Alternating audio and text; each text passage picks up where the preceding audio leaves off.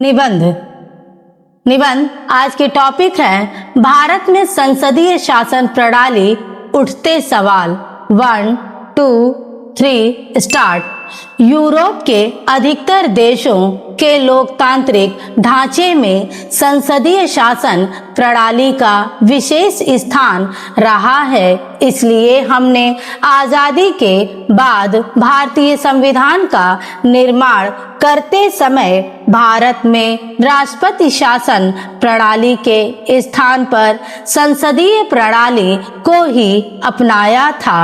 आजादी से पूर्व तक हजारों वर्षों से चली आ रही राजतंत्रात्मक शासन प्रणाली के कारण सत्ता के केंद्रीकरण की आशंका को ध्यान में रखकर हमने राष्ट्रपति शासन प्रणाली के बजाय संसदीय शासन प्रणाली अपनाकर देश में लोकतंत्रात्मक प्रणाली को मजबूत करने में महत्वपूर्ण कदम उठाया था।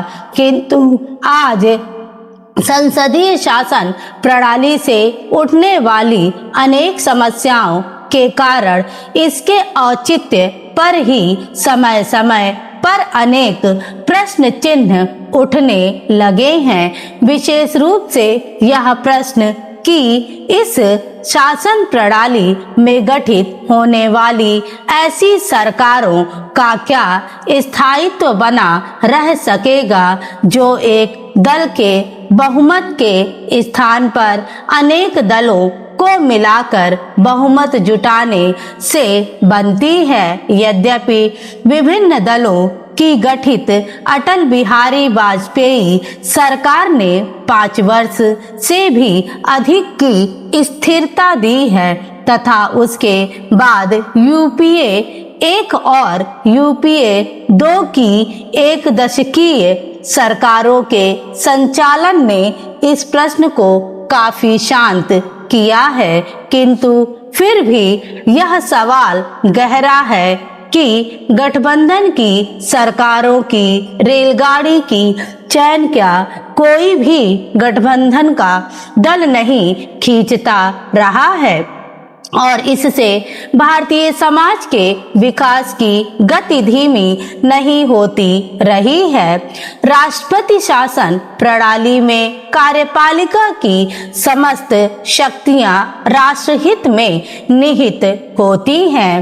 राष्ट्रपति का कार्यकाल निश्चित होता है तथा उसे असाधारण स्थितियों में ही और वह भी भारी बहुमत से ही हटाया जा सकता है, जबकि संसदीय शासन प्रणाली में कार्यपालिका की समस्त शक्ति प्रधानमंत्री तथा उसकी मंत्रिपरिषद में निहित होती है।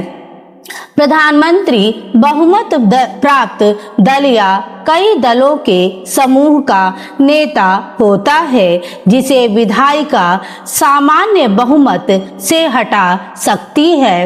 राष्ट्रपति शासन प्रणाली में राष्ट्रपति अपनी मंत्रिपरिषद में योग्य, विशेषज्ञ एवं कुशल व्यक्तियों को सम्मिलित कर सकता है, जबकि संसदीय शासन प्रणाली में प्रधानमंत्री केवल ऐसे व्यक्ति को ही मंत्री बना सकता है जो विधायिका का सदस्य हो।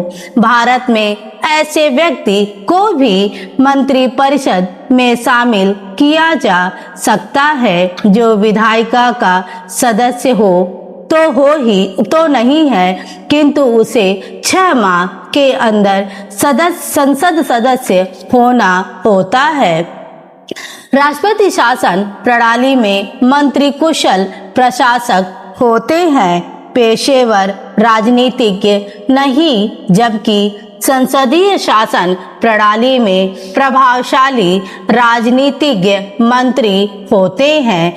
जरूरी नहीं कि वे कुशल प्रशासक भी हों। स्टॉप हमारा से